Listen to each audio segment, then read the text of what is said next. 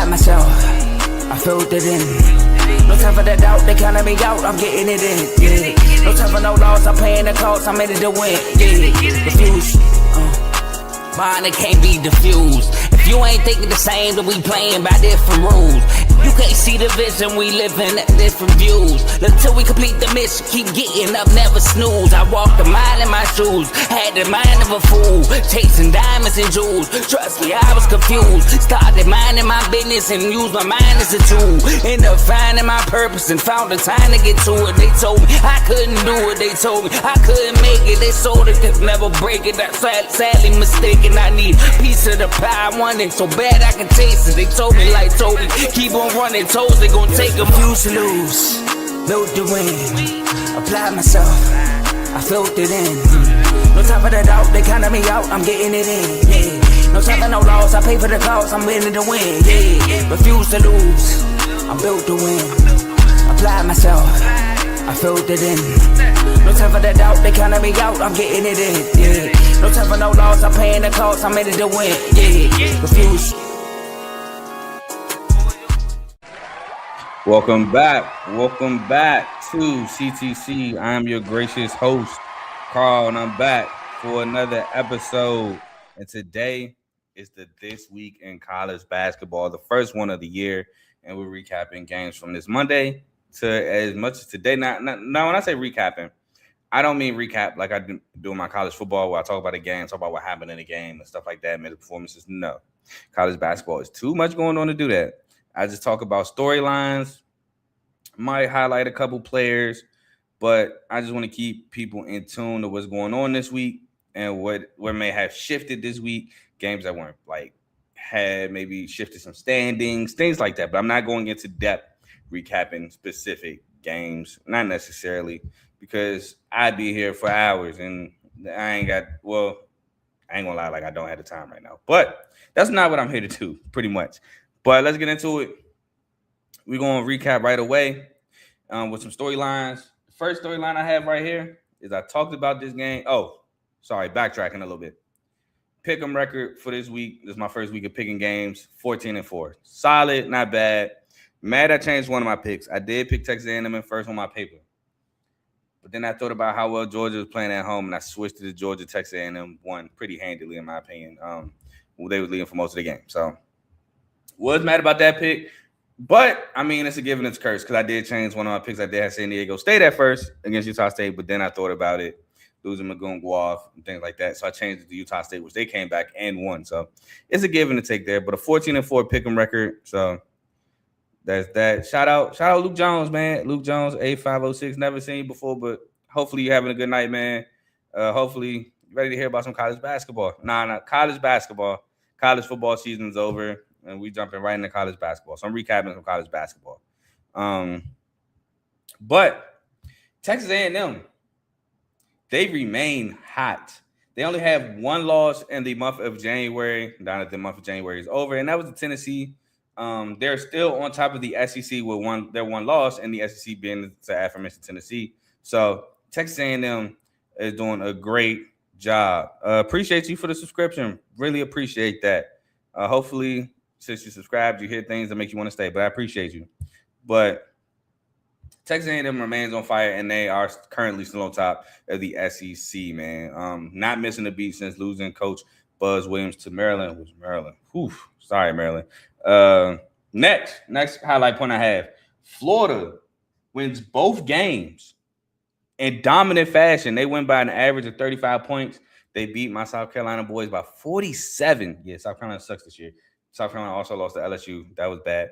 And then they beat Bama today by 23, even with Charles Bediako, which I still don't like that. He's playing like this should not happen. It's opening Pandora's box, and I don't like it. But I already talked about that. They beat Bama by 23. So, all right. So, shout out to you, Luke Jones. My answer, I got to explain it. So, growing up, I was a South Carolina fan. Through and through. I was a South Carolina fan. I graduated from the University of Michigan State. So, obviously, or Michigan State University. My fault. So obviously, I'm a Michigan State fan as well. They got my money. I got my degree from Michigan State, and plus, I mean, my family's from Michigan. I always kind of like Michigan State. Definitely like them over Michigan. So I'm a Michigan State fan and a South Carolina fan. So I was supposed to actually go to graduate school at South Carolina, but that's a whole nother story. But anyway, Michigan State, South Carolina. Appreciate you asking. Speaking of a school from Michigan, the University of Michigan won 2 top 10 games this past week. They escaped the Nebraska game at home. Yeah, what are you a fan of? Shout out to you. What are you a fan of? Kentucky. Shout out to Kentucky. Big win. I'm talking about y'all in this episode. But Michigan escapes Nebraska. They went by 3 at home. Nebraska didn't have Reek Mass or Braden Fraser, but they still got the job done. And then I'm going to say it, man. Michigan pretty much dominated the game. Now, they didn't dominate the whole game. They dominated the first half. Absolutely. We're down 16 at halftime. Can't happen. Michigan State rallies back to make it a 2-point lead at one point, and then Michigan just caught fire again. And they won the game, man. Shout out to them. They won the game. I haven't felt that feeling. I was so pissed. Haven't felt the feeling of losing to Michigan at home in 8 years. It hurt. It really did. But they ended Michigan State's streak at home and period. And so shout out to them. Unfortunately, can't show bias on my show. So congrats to them on the win. We'll see them though last game of the season for sure. It's not over. Moving on. Nebraska, they lost back-to-back games this week. They lost to Michigan, like I mentioned, by 3. Brink Mass came back. Braden Fraser came back. And they lost to Illinois today on the road. At home, excuse me. At home, they lost to Illinois, which is a big win for Illinois because they keep pace with Michigan with only 1 loss in the Big Ten, which I can't even remember who that 1 loss is currently right now, but they only have 1 loss. And I do want to highlight Keaton Wagler, who had 28 points in a huge win for Illinois. Actually, I got it right here. Their 1 loss in the Big Ten was to Nebraska at home. So they're 1-1 on the series. They tied with Nebraska. Big revenge game win on the road for them. But Keaton Wagler has been playing out of his mind these last 3 games. 28 points today. He had 22 against Washington Thursday and 46, as y'all know, Saturday against Purdue. And shout out to your pops, man. We have a baseball show on the network for your pops, man. Baseball with Teddy. If you like baseball, you will like the show. Make sure y'all subscribe to that. But now, actually, we're going to talk about your team, Kentucky. Kentucky bounces back after Vanderbilt blows them out to upset Arkansas on the road. It was a huge win for Kentucky. And Kentucky were able to battle back from 3 technical fouls in 30 seconds, which I'm not going to lie. The first one, I agree with. The second one was complete BS. Complete BS. And the third one from Mark Pope, I really don't know what was going on. But absolute great win for the Kentucky Wildcats on the road against Arkansas, and it was a needed win. I think they needed that to, 1, build their tournament resume because it's getting a little ugly, and I don't think they're going to win the SEC by any means, but it keeps them afloat in the SEC with that win. So that was a great win by Kentucky, but that second technical foul on that 3-tech series was absolute BS. Moving on. Memphis, with the loss to Tulane today, drops below 500 on the season. And now Penny, the only way Memphis gets in the tournament is by winning the AAC Conference Tournament Championship, which I don't know if Memphis got the ability to do so this year, man. Just not that good of a team by Penny this year. I hope this year don't cause Penny to get fired, even though I don't think he deserves to be fired. But super down year for Penny and Memphis Tigers this year. We move on to Arizona, one of the last 2 undefeated teams in the country, excuse me. They remain undefeated, period, in the country and in the conference. They beat BYU, as I talked about before on one of my previous episodes. Braden Burries gets a huge block on Rob Wright and knocks down 2 key free throws to escape after blowing a huge lead. And then they beat Arizona State, which was a tough game throughout, but pulled away late to beat Arizona State, a huge rival, and to go 2-0 against your rival. That was big in that matchup. So big games for Arizona to remain undefeated. Speaking of another undefeated team, Miami of Ohio remains undefeated. And in the country. Still off to one the best MAC start in history. They beat NIU and they beat UMass, which they beat UMass by 2. They escaped that one, but they got back on the good foot against NIU, winning by 20 plus. Man, they're playing with fire, but they've not been burned yet. The Red Hawks of Miami of Ohio. So shout out to them. No, we do not have a soccer show, unfortunately. We do have a show coming up that may or may not be on the network soon that may touch on soccer. But as of now, no, we do not have a soccer show. Texas Tech, they get clipped at home, on the road, against a pretty good UCF team, man. UCF gets the job done. It looks like they were leading for majority. So it was a nice majority game. It was a nice back and forth throughout the entirety of the game, but UCF pulled it out and pulled off a great upset against Texas Tech.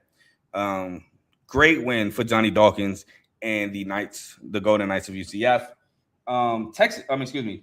Akron, they keep pace with Miami of Ohio. They only have one loss in the conference after beating 2 in-state teams in Toledo and Kent State. So those are 2 big wins for Akron to keep pace with Miami of Ohio. Their only loss in conference is to the mentioned Miami of Ohio. So, yeah, and great week for Akron, man. Appreciate you stopping by, man. Enjoy the rest of your night. Utah State jumps to the top of the Mountain West Conference with the win versus San Diego State. That, like I said, man, San Diego State jumped out to a lead. Every time Utah State would try to come back or take the lead, San Diego State had an answer until late in the ball game. Utah State finally took the lead, and then they started to spread the lead. But then San Diego State started to fight back. But then Utah State held on at the end. So Utah State is now on top of the Mountain West Conference with the tiebreaker over San Diego State. This was their only matchup they played so far this year, and Utah State was victorious. Both teams are 8-2 in conference, but like I said, they have the tiebreaker with the head-to-head win. Next, Gonzaga. Whew, what a week. They play San Fran without Braden Huff and Graham Ike. They escaped by 2 points. Then they played St. Mary's last night. Graham Ike returns. Braden Huff is out for a while, and they get the job done, down 4 at halftime. They rally to win by 8. Great win from Gonzaga. They stay on top of the WCC, but man, it's getting dicey a little bit for the Zags. Not as dominant as you would like from the Zags. Duke remains undefeated in ACC play. Absolutely blew out Louisville Monday night, and then they won by 14 against Virginia Tech. So they still covered their spread, but wasn't as dominant as Louisville. But they were on the road. Shout out to them. Speaking of Louisville, they did bounce back against SMU after getting blown out by Duke. Looked ugly to begin with against SMU, but they rallied to win by 14 or double digits, something like that, late in the ball game. So shout out to Louisville for rebounding. Like I said, man, they do good against teams that's not ranked, but against ranked opponents, it gets ugly. Speaking of ugly, this is so backwards to me. Cal loses to Florida State, but rallies to beat the U, which is weird, but it happened. Shout out to Cal for bouncing back. Another thing, speaking of ugly, UC San Diego, who I was so high on at the beginning of the year, are currently just in a slide. They can't get out of it. They lose to UC Santa Barbara and Cal State Northridge this week, and they lose to Cal State Northridge as road dogs by 14.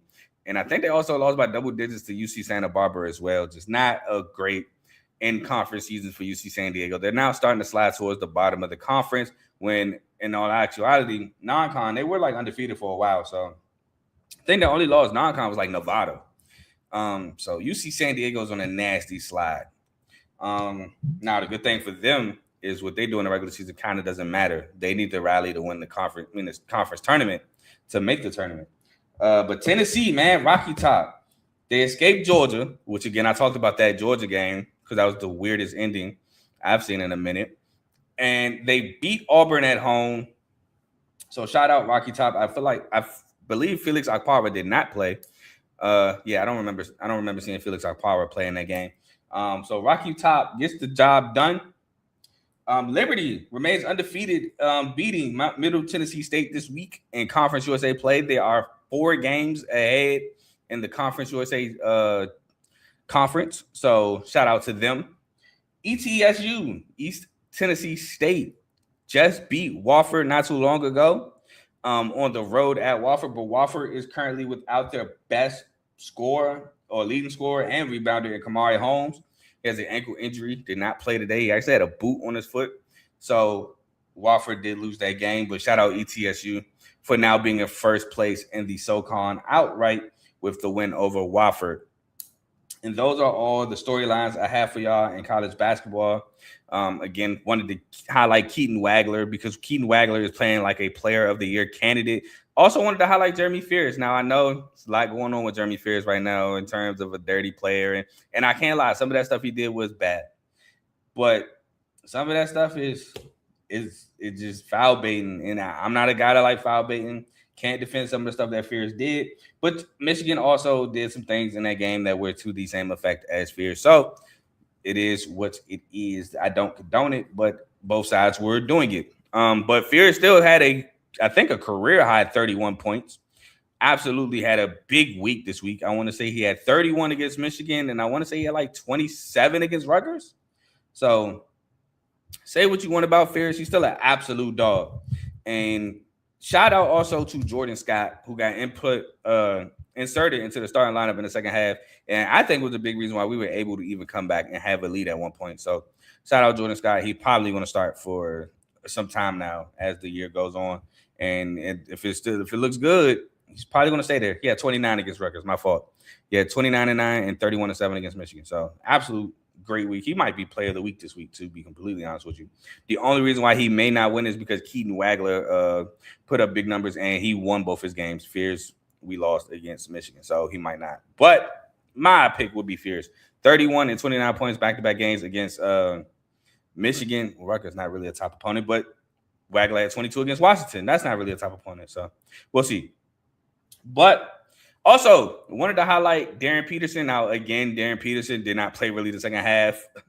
He had 18 at halftime, though, and Kansas was up 20 points while Peterson was playing. So the game might have finished ugly if Peterson was able to finish the game. But unfortunately, like a lot this year, he's not able to play the second half.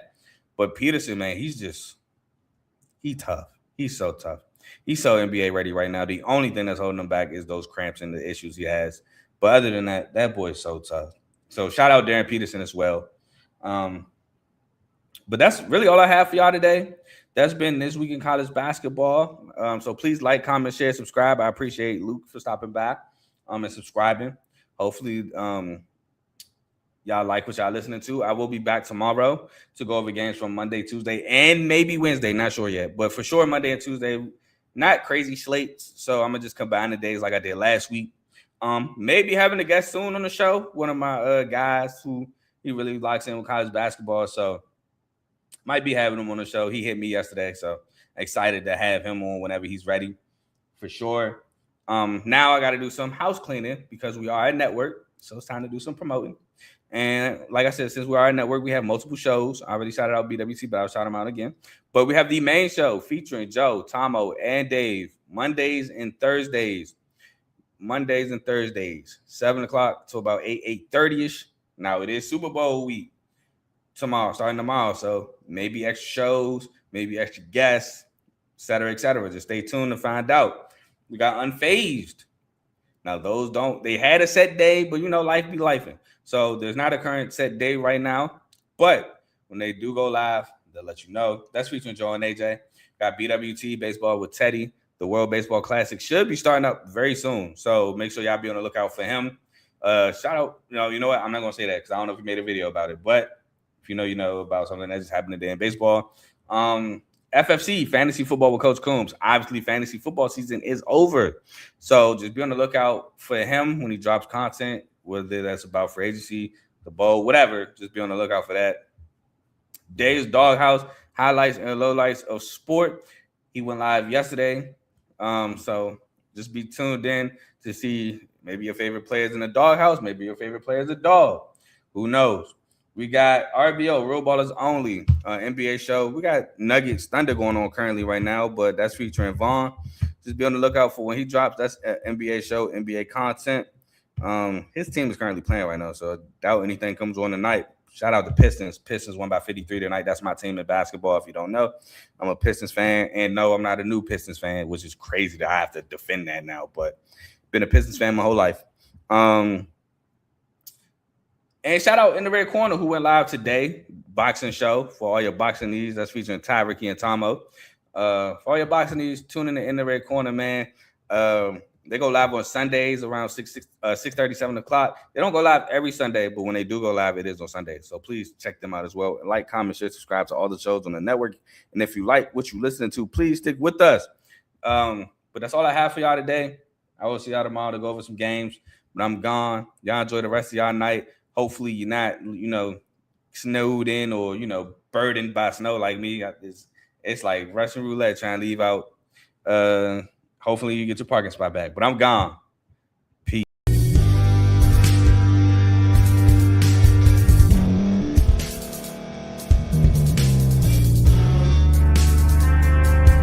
Thank you for staying to the end. If you're watching this on YouTube, please like this video, subscribe, and also hit that notification button so you can be notified next time we put out a video. If you're listening on any podcast platform, subscribe and hit that notification button, y'all, so you can be notified we put out another podcast audio. And last but not least, hit that share button. No matter what you're listening to or watching it, hit that share button and send it to somebody that you know that would love to watch this episode you just listened to. So once again, thank you for staying to the end, and we'll see y'all in the next episode.